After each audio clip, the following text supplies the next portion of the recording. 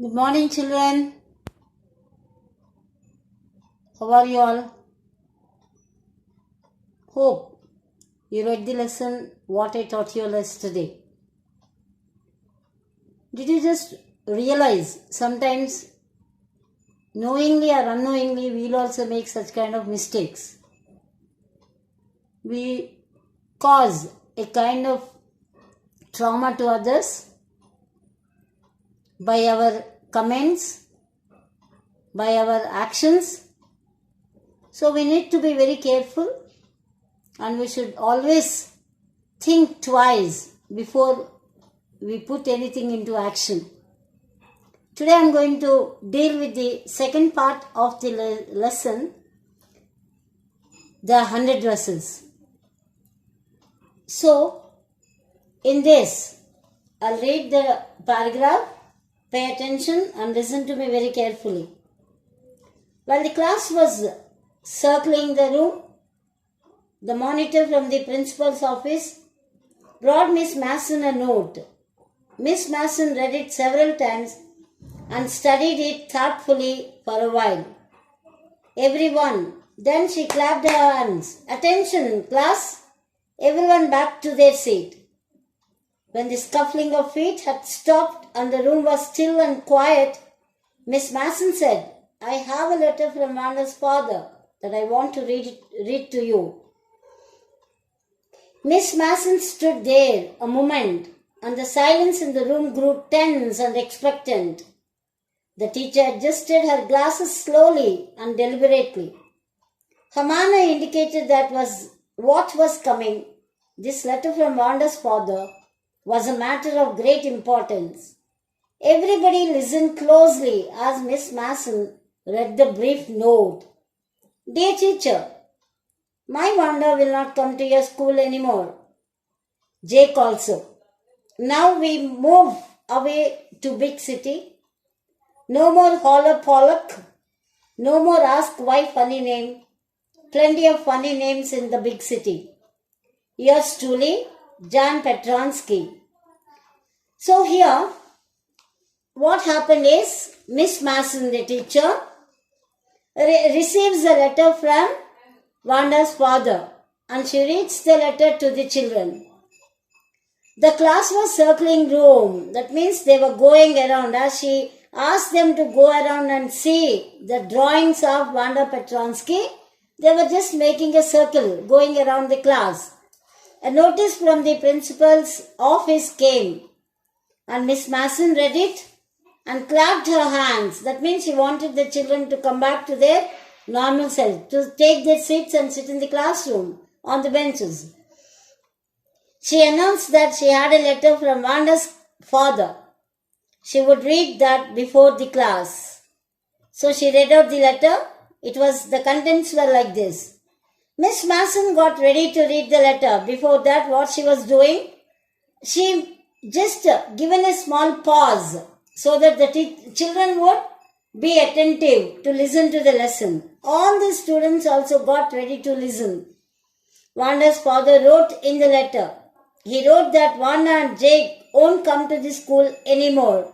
They were moving away to a big city. No more silly jokes, no more funny names. So there was a deep silence. Everyone became quiet in the class. Okay.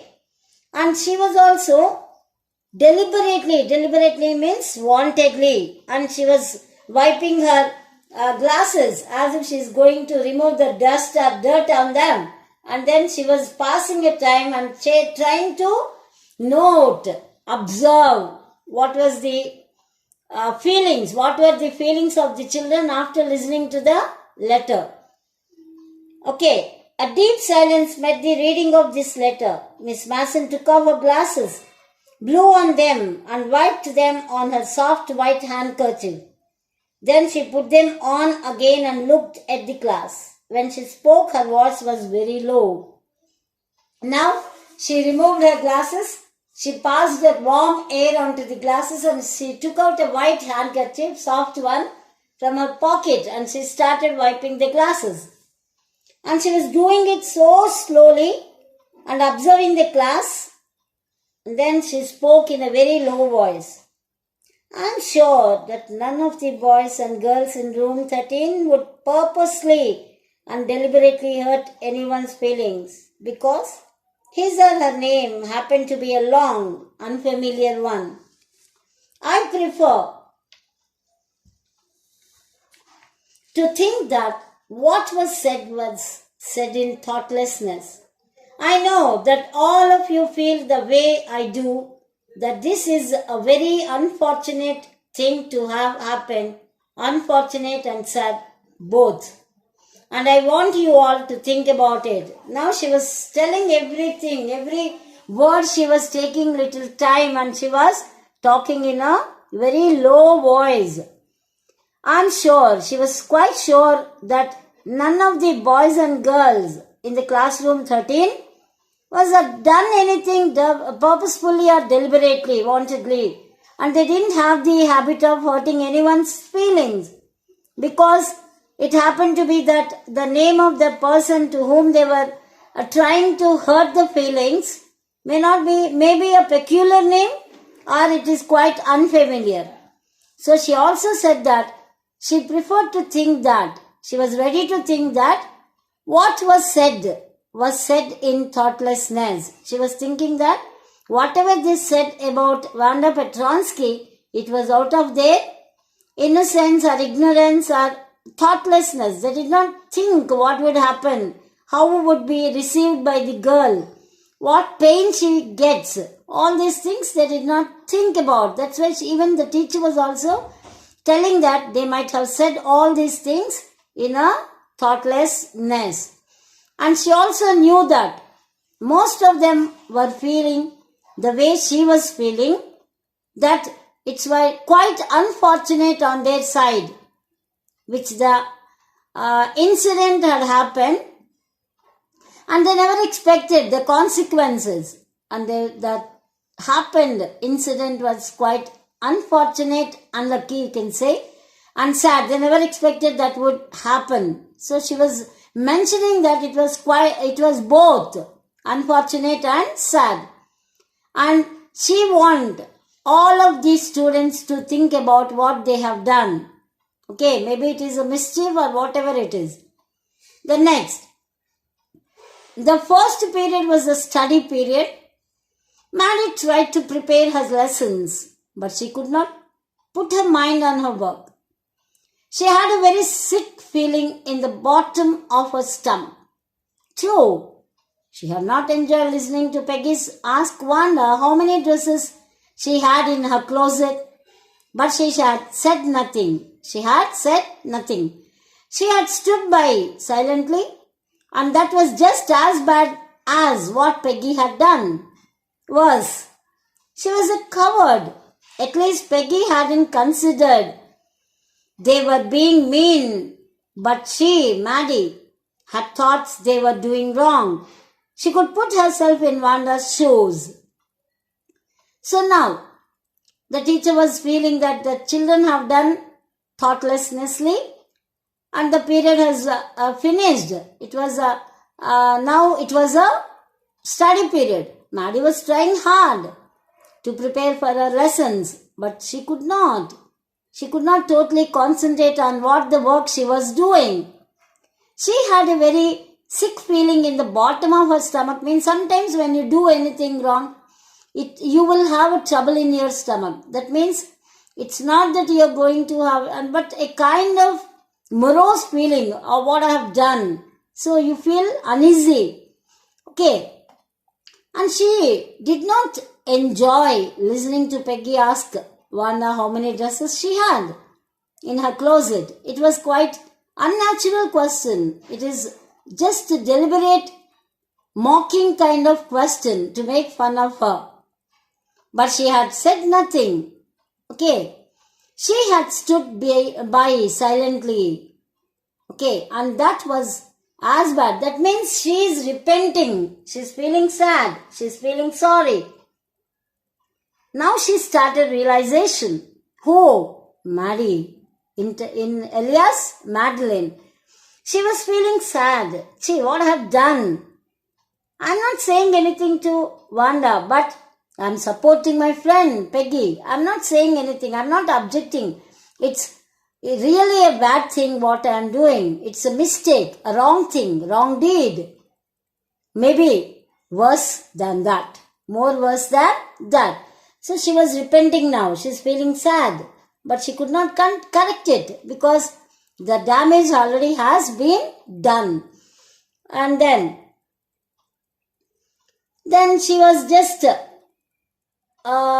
thinking that, okay, when thinking only it is so painful, if I put my legs into the shoes of Wanda, that means if I was in her place and think about that, how it would have been, how painful it is.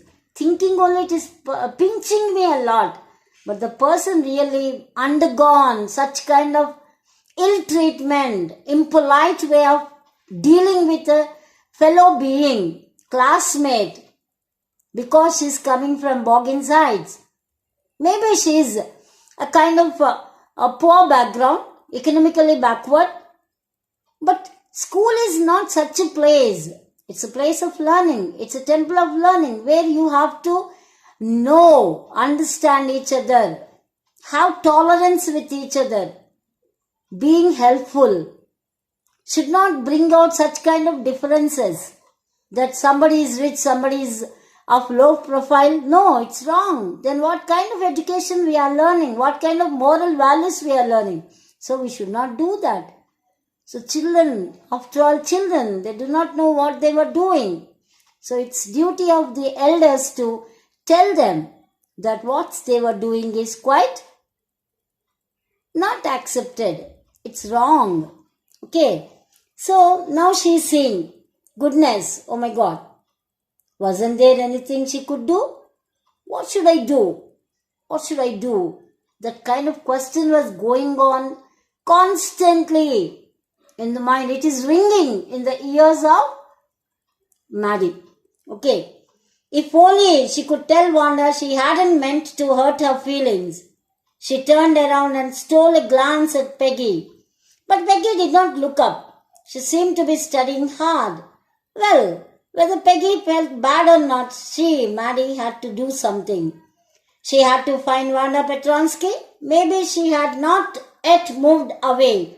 Maybe Peggy would climb the heights with her and they would tell Wanda she had won the contest, that they thought she was smart and the 100 dresses were beautiful. So now she was thinking, what should I do? Is there any remedy for this? Can I do anything to bring back Wanda to normal self? So to convey that they were feeling sorry for the deeds they have done.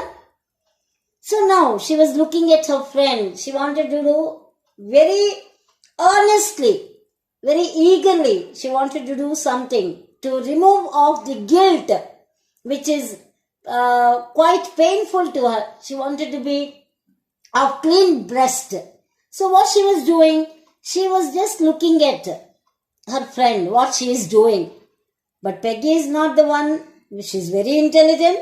Maybe she also had got such kind of feelings within her, but she did not show. She did not raise her head. She was simply looking at her book as if she is reading really severely hard. Okay, very hard. Then Peggy, whether she felt bad or not, it's immaterial to me now. Wanda thought, and she decided that she should do something for taking out all these things. And then now she thought that let me go to Wanda Petronsky. I have to find her out. Maybe she was just hoping that probably she might have not gone. Maybe they were packing their things or some delay was there in moving away from Boggins Heights. So she wanted to go, and she also had a kind of doubt. Maybe this Peggy also might climb towards. That means to meet Wanda Petronsky, even Peggy also start coming. She was just hoping that, expecting that. Okay, now they want to go to Wanda Petronsky and tell her that about the competition, the declaration of the result, and how she won the contest. And really they want to convey their a kind of appraisal, okay, a kind of applaud, appreciation, praising, to tell her that she won the competition, and all the 100 dresses were quite brilliant and beautiful, very bright. They wanted to convey this. When the school was dismissed in the afternoon, Peggy said with pretended casualness, "Hey, let's go and see if that kid has left town or not." So pretended casualness means she wanted to go, but she didn't want to show that in front of Maddie. So in a very common way, casual way, "Hey, come on, Maddie, let's go there. See whether that kid was left or not. Is still in the town or not, we'll go and see." So Peggy had the same idea. Maddie glowed. Peg was really all right. So that means she was quite happy. Glowed means here there was a shine on her face. Till that time she was thinking hard. But now when Peggy given her acceptance to go there, then she was quite happy. And she was also thinking that, okay, fine, let her also come along with, go along with. She was just thinking about that. Okay. The two girls hurried out of the building, up the street towards Boggin Sides, the part of town that wore such a forbidding air on this kind of a November afternoon, drizzly, damp and dismal. So now she maybe like how their minds were clouded with thoughts, with so many kinds of possibilities and probabilities. They were not sure whether she would be there or not. That guilt was eating them away. So all mixed, the weather was also in the same manner. It was quite drizzly. It was afternoon in the November month. The air was also of that kind, that forbidding means it's not spreading anywhere. And damp. Damp means wet over there. That and dismal. Dismal usually comes with old-fashioned kind. Okay, old. But here, in the context, there are certain meanings, my dears. Some will be textual meanings and some will be contextual. In that particular context, the meaning of that particular word will be different. So here, in this context, the meaning of this damp and dismal is a state of being hopeless. Why they were hopeless? They were not sure whether they were going to meet Wanda Petronsky or not. Okay. So now let us see what happened over here. "Well, at least," said Peggy gruffly, "I never did call her a foreigner or make fun of her name. I never thought she had the sense to know we were making fun of her anyway. I thought she was too dumb and gay. Look how she can draw." So now she was trying to give explanation. Sometimes when you feel guilt, you try to, no, I did not do that. My meaning is not that. I didn't do anything deliberately. This kind of statements will be coming out automatically from your mouth. If it happens so with in your case. So Peggy was also saying, no, I never had any kind of feeling that she was a foreigner and her name was peculiar. All these things I did not have that kind of feeling towards her.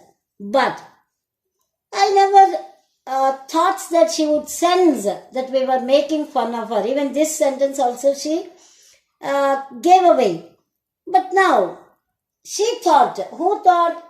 Peggy thought that Wanda Petronsky was quite dumb. That means she won't speak. She won't speak out anything of her art or anything. That's why she wanted to just say something. And now see, Gee means, oh, lo, how she has done. How beautifully she drawn all the designs of the frogs. Maddie could say nothing. All she hoped was that they would find Wanda. Only one thought in her mind, how to find Wanda Petronsky.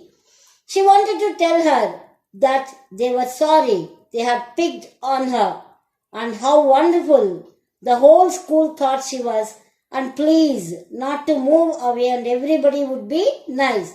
She and Peggy would fight anybody who was not nice. Now she wanted to tell wholeheartedly. She wanted to convey to Wanda Petronsky, please don't go away from here. Don't take it to your heart. Please forgive us.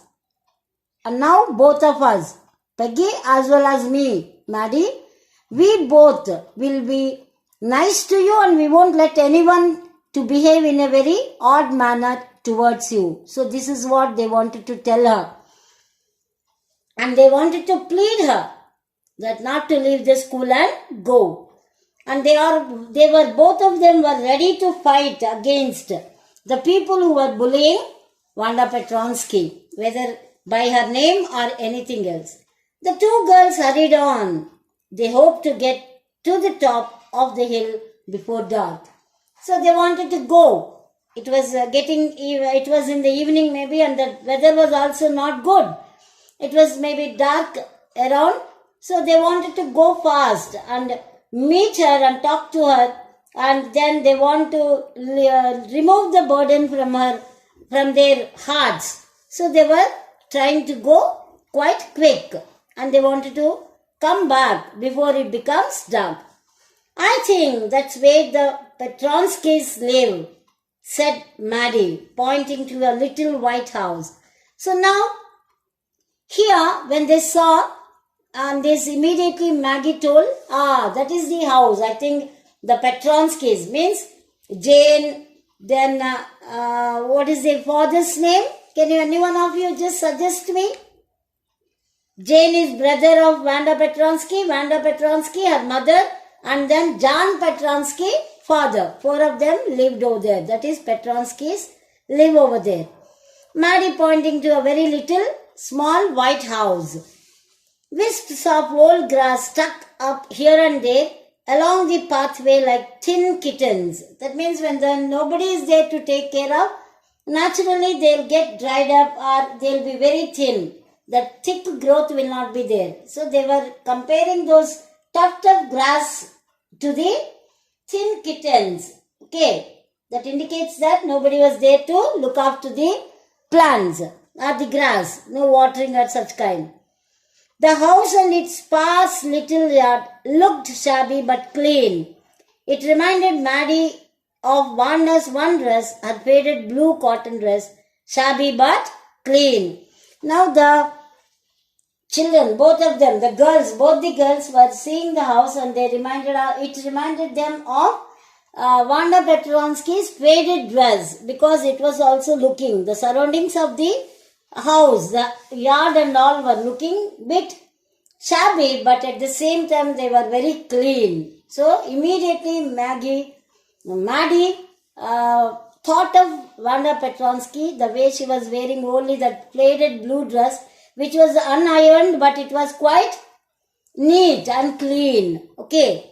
There was not a sign of life about the house. Peggy knocked firmly on the door, but there was no answer. She and Maddie went around to the backyard and knocked there.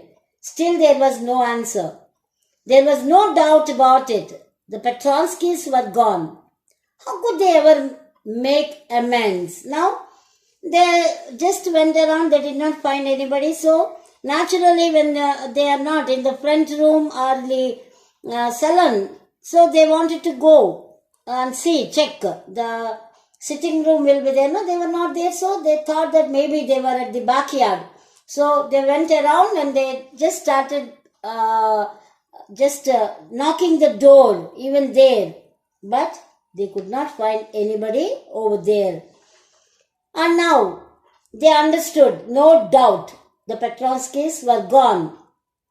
How could ever they make amends? So this really, when you want to do something, when you're resolute, when you decide, you take a firm decision to change the atmosphere or the situations, or at that time, there is no scope for you to do that. Amends is nothing but some changes they want to make. They wanted to do something good for that girl. They wanted to tell her they didn't have any kind of grudge towards her. disliking towards her, but they could not do. So thereby they were feeling little restless. They turned slowly and made their way back down the hill. So now no use. What is the use of standing over there going around the house? Because nobody was living over there. They already left. So what did they do? They started coming down. They were moving down back to home, down the hill. Well, anyway, said Peggy, she's gone now. So what can we do?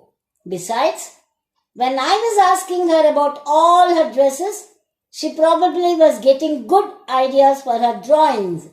She might not even have won the contest otherwise. Now Peggy was saying, okay, fine. We tried our level best to convey our, what they wanted to convey, that they were feeling sorry, regret. Okay, they wanted to convey their regression. But what happened here? She was not there. So come on, we wanted to do, what can we do now? So, and also you know one thing, Maddie, she's talking to her. Maybe this girl was really, without talking, she was getting ideas, whatever I was commenting about the dresses, and she might have taken part in the contest and she won the prize. So she started thinking in that way. Who? Peggy. Maddie turned this idea carefully over in her head. So she did not. No, it's not correct. For if there were anything in it, she would not have to feel so badly. But that night she could not get to sleep. She thought about Wanda and her faded blue dress and the little house she had lived in. And she thought of the glowing picture, those 100 dresses made, all lined up in the classroom. At last, Maddie sat up in bed and pressed her forehead tight in her hands and really thought. After a long, long time, she reached an important conclusion. She was never going to stand by and say nothing ever again. So this is what she decided. Who? Maddie. She brought to her, she came to a firm decision that she could do something. What should I do? She was thinking within herself if she could do something. She wished that she could tell Wanda that she hadn't meant to insult her one point, and she looked at Peggy and she wanted to do something, but they both went and they could not do anything.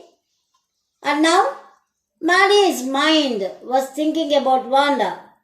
She hoped they would find Wanda and she wanted to do some amendments. Now, in the night, Maddie had a really tough time. She could not sleep. She was thinking about the idea of Peggy, and she thought of Wanda, her dress and her house. She thought and thought. It was breaking her. It was reeling. At last she reached an important conclusion. What was that? We'll see now. She decided to say something if anyone made fun of the other before her. She could lose Peggy's friendship for that. She would never make anybody unhappy. So now she came to a firm conclusion that whatever may be, if I am going to lose Peggy's friendship also, I am ready to lose. But now onwards, I am not going to let anyone do anything to others. She decided. She didn't want anybody to be unhappy. And she is going to stop them. She was going to raise her voice and immediately give a break to their feelings.